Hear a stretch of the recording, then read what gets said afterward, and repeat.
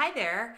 In my video where I talked about our simple daily routine, I mentioned that for each of my kids, they have an academic list. And we use this regardless of pandemics or anything. This is what we always use in our homeschooling.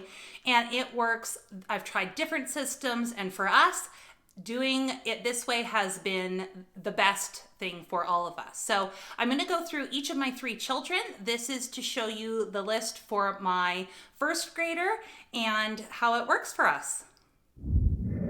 So first of all of my kids have their own binder that looks like this, different colors. It's a nice sturdy one. What I like about it though is it has this pocket in the front for things, and then the very first thing when you open their binder, it has their list for the day, and it is inside. I just print it off, at the beginning of the year, really. I'll adapt it if needed. And then I put it inside a sheet protector, which is key. So that is the first thing they see. And then in their binder, I just have it organized, like I said, as much as I can, with the little tabs and any loose papers or anything I can stick in there for them, the better, to keep it all in one place. So without further ado, her first grade list looks something like that, and it does not take us very long. So we always start off, we use All About Reading. She's in level 1. That is for her phonics and reading program. And so we start off going over flashcards to do any phonetic sounds. And then also I add in sight words that I get from her Red Apple Reading online program. I just follow the ones that they're introducing there, and we go through them. It takes us probably less than anywhere from 30 seconds to a minute, because once she knows them, they get filed. And so we're just, going through the newer ones.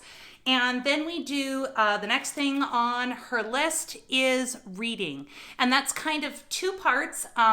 It's either I'm giving her some type of a reading lesson. We're learning, a new phonogram, sound, or rule, or we're reviewing something, and then she reads to me. And that's all laid out in our reading curriculum.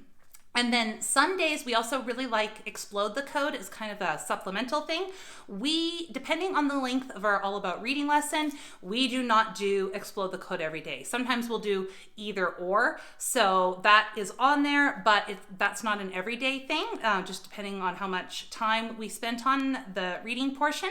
And then the thing that we do every day, so we have our sight words, our phonics and reading, and then we do our copy work and spelling. And you can see there are 2 separate line items on her list because it's fun to mark things off. But we use spelling UC, and so on one side of the sheet is her copy work, and then the other sheet, in the book, is a little dictation spelling activity. And once again, that probably, so if we spend, a minute or so on her sight words, we spend maximum of 15 minutes on her reading lesson, and then the copy work and spelling is 5 to maybe 10 minutes tops.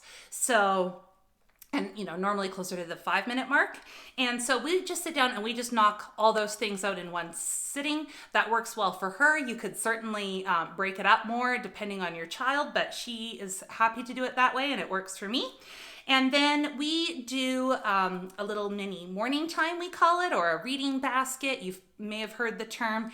And it's something that I do just with her. I have things that I do with all my kids, and reading things that I do with just my older 2, but she was, needing something that was special for her and I. So then we just have kind of a little list of books that we go through, there's science, nonfiction, poem, things like that. And then I read those with her. And that's normally what we do in one sitting. And then later in the morning, and her mini morning time, we're talking once again, 10 minutes or so, depending on the day. So not very long. And then for the rest of the day, we try to work in, either a little game of some kind. Sometimes we'll do that, right after our morning time, other times not.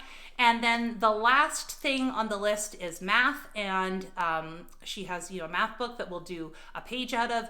And then she also does math seeds, which is on the computer, and she can do that independently. So sometimes that's just what she does. And so we kind of flip-flop between that. And then after lunch, she'll do some kind of computer lesson. So either the math seeds or her red apple reading or reading eggs, something along those lines. And that's it. Like, it does not take us very long, but she still really likes having a list because she knows what she needs to do. And we use, dry erase markers. So as we complete things, she likes just to mark it off. And she has a sense of accomplishment and knows what to expect for her school academic time. So it works really well for us. And then I don't have to reinvent the wheel every day. It's just in there in her binder. I think having a list so the kids know, even when they're young, and I mean, they can't even read the list, so you can judge when the right time to introduce one is, but she has older siblings and they have them, so she wanted her own list. But I think it's really important because when they know what is expected of them in a day, it avoids the vicious cycle of good lesson, good attitude, good behavior, and therefore then we pile on more work because, it's going so well, versus if they have, a poor attitude or there's tears and then things get put away. We don't want to reinforce that, if you're having a terrible attitude, then we do less work. And that's an easy cycle to fall into. So I think by having the list, now, if your child is having a hard day, maybe they didn't sleep well, maybe there's other things going on in life. And so you can still do the reading portion on the list and just shorten it down if they're having a harder time. Or, it is going really well, maybe we'll add a little bit more. But I still think then they know that regardless, of any other factors, that they know what's expected of them, and then when they're done, and that is important for both of you. So I hope you get some ideas from that and can make a list for your own kids. Bye-bye.